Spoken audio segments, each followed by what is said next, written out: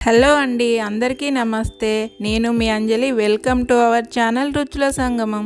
ఈరోజు వీడియోలో veg biryani perfect and టేస్టీగా ఎలా చేసుకోవాలో చూద్దామండి. మరి ఈ రెసిపీ చూసే ముందు మీరు గనక మన ఛానల్ని ఫస్ట్ టైం చూస్తున్నట్లయితే సబ్స్క్రైబ్ చేసుకొని చూడండి. మీరు సబ్స్క్రైబ్ చేయడం వలన మన ఛానల్కి చాలా సపోర్టింగ్గా ఉంటుందండి. సో ప్లీజ్ సబ్స్క్రైబ్ చేసుకొని వీడియోస్ చూడండి. ఇక ప్రాసెస్ చూద్దాము. ముందుగా లో ఫ్లేమ్ మీద 4 స్పూన్ల ఆయిల్, 1.5 స్పూన్ల నెయ్యిని వేసుకొని వేడి చేసుకోండి. ఇప్పుడు దీంట్లోకి చెక్క, యాలకులు, సాజీరా, మరాఠీ మొగ్గ, మిరియాలు, బిర్యానీ ఆకు, అన్నాసి పువ్వు, జాపత్రి, లవంగాలు, ఇలా ఓల్ గరం మసాలా అన్నింటినీ కొద్దిగా వేసుకోండి. అలాగే ఒక మీడియం సైజ్ ఆనియన్ ఇలా పొడవుగా కట్ చేసుకొని వేసుకోండి. ఈ ఆనియన్ బ్రౌన్ కలర్లోకి మారే వరకు కూడా లో టు మీడియం ఫ్లేమ్ మీద మాత్రమే వేయించుకోవాలి.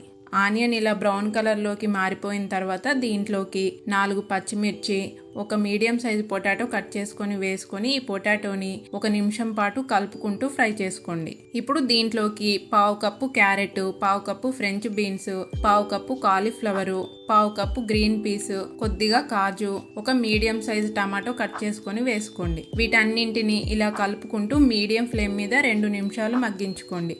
ఇలా కలుపుకుంటూ మగ్గించడం వలన అన్ని వెజిటేబుల్స్ ఆయిల్లో బాగా ఫ్రై అవుతాయి. ఇప్పుడు దీంట్లోకి టేస్ట్కి సరిపడా సాల్ట్ను వేసుకోండి. అలాగే కొద్దిగా కరివేపాకుని కూడా వేసుకోండి. ఇలా కలుపుకుంటూ మగ్గించుకున్నాక మూత పెట్టుకొని మీడియం ఫ్లేమ్ మీద మరొక 2 నిమిషాలు మగ్గించండి. 2 నిమిషాల తర్వాత దీంట్లోకి 1 స్పూన్ అల్లం వెల్లుల్లి పేస్టును వేసుకొని అంతా ఒకసారి బాగా కలపండి.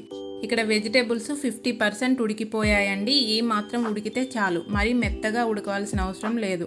ఇప్పుడు దీంట్లోకి కొద్దిగా ధనియాల పౌడర్ వేసుకోండి. ఇది ఎక్కువగా వేసుకోవద్దండి, ఎక్కువైనట్లయితే బిర్యానీ చేదుగా తయారవుతుంది. ఇప్పుడు దీంట్లోకి రైస్ను వేసేసుకోవాలండి. ఇక్కడ నేను 2 గ్లాసుల బాస్మతి రైస్ తీసుకొని 2 సార్లు వాష్ చేసుకొని మళ్ళీ వాటర్ వేసి నానబెట్టుకున్నాను. ఇది 1 గంట వరకు నానబెట్టుకోవాలండి. ఈ రైస్ని ఇందులోకి వేసుకున్న తర్వాత రైసు విరిగిపోకుండా నెమ్మదిగా ఇలా కలుపుకుంటూ 1 నిమిషం ఉడికించుకోవాలి.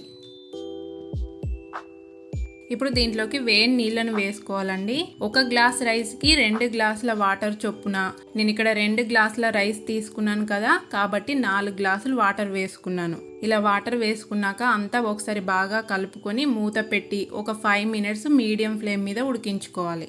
5 మినిట్స్ తర్వాత చూడండి, వాటర్ క్వాంటిటీ తగ్గిపోయి దగ్గర పడింది కదా. ఇప్పుడు అంతా ఒకసారి ఇలా బాగా కలపండి. ఇప్పుడు దీనిపైన కొద్దిగా కొత్తిమీరని ఇలా జల్లండి.